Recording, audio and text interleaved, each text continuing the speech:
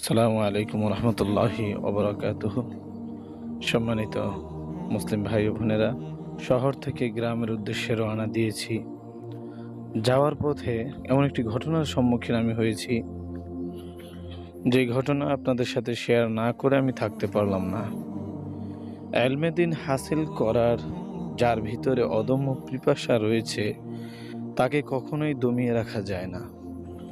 এই ঘটনাটির চাক্ষুষ সাক্ষী আমি নিজেই।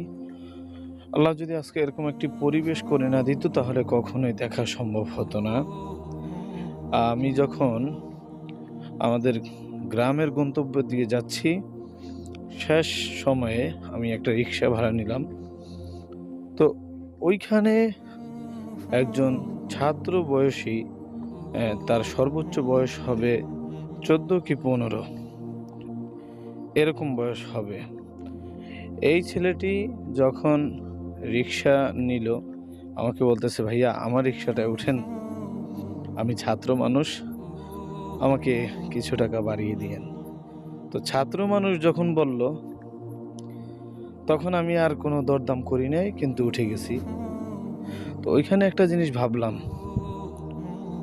তার কি দরকার ছিল ইলমে দ্বীনের পাশাপাশি এই কাজটা করার জন্য? সে বলল, ভাই আমাকে আলেম হতে হবে, আব্বা আম্মার দায়িত্ব নিতে হবে এবং নিজেকে প্রতিষ্ঠিত করতে হবে।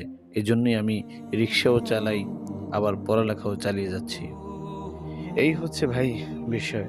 তো আপনার মধ্যে যদি চেষ্টা থাকে, ইলমের পাশাপাশি আপনি আরো কিছু কাজ করা সম্ভব।